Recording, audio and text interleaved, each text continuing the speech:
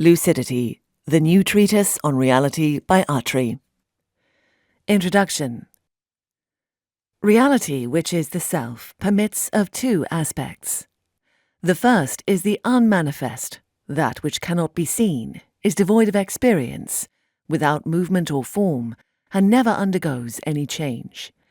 The second is the manifest, that which is seen, which appears to be and to have form, that which can be remembered, is the theatre of movement, and is subject to change. The manifest may be called the mind, whilst the unmanifest is beyond mind. This work is concerned with the nature of the manifest. The manifest reality consists of three aspects: the soul, the deity, and the creation. The soul is the eternal, beginningless being of the individual. It is the foundation of all experience. It is the consciousness of being, the individuality. It is that which persists throughout the life of waking, dream sleep, and deep sleep.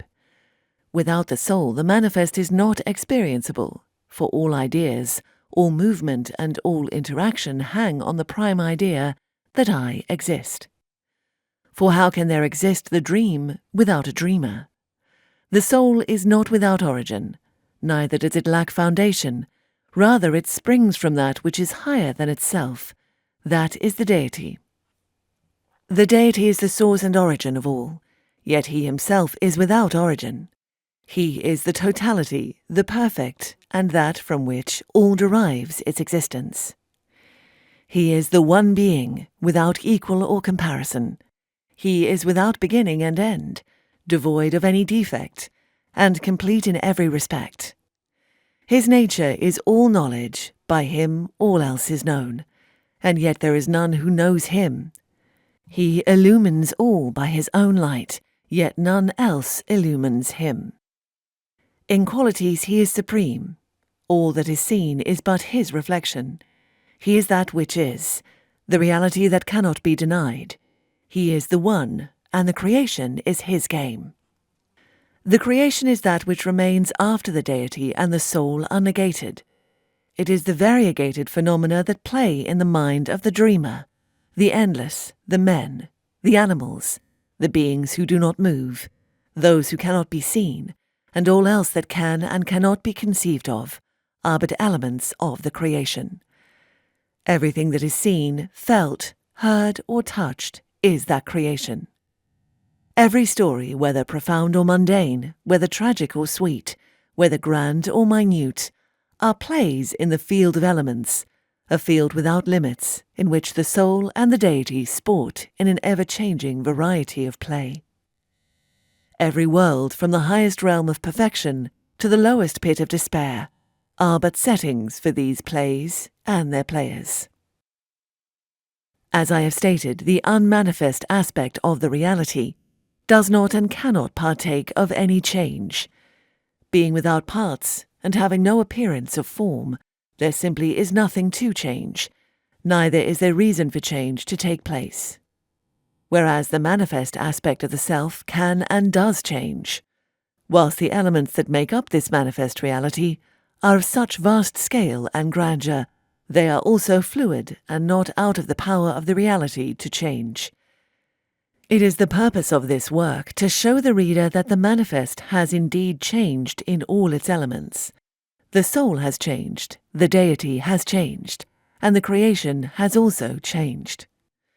For all of these elements are truly only one thing, and that is the mind.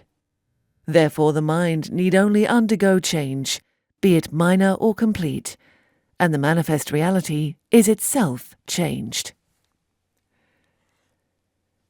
The nature of this new mind can only be known in one way. It is only visible through one lens, and that is through the mind itself. What needs to be seen can only be experienced by direct sight, by this new mind opening itself to the one who wants to know. By personal experience of the self, the new manifest reality, have I compiled this treatise. Through trials I was taken by the hand by the goddess, and all this was revealed to me. She did this so that what is found within this work may not be mine alone to know, so that all who want to know may know, and so that they may not have to suffer what I suffered in my ignorance, not to endure what I did endure, to obtain this knowledge. The reader may take what follows in this work as simply a fancy of the author's imagination, but within these pages I have included all that is required for the reader himself to reach the ceiling, to go to those places in the mind where knowledge of this sort is gained, such as the author did, so that the reader may himself test the truth of what is said herein. I have included in an appendix to this work a brief summary of how the subjects discussed here were understood in the old paradigm, as well as a glossary of those terms which were foundational to its understanding.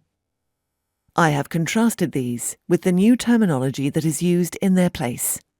Further to this, I have listed that material in which the reader may find a complete understanding of that paradigm.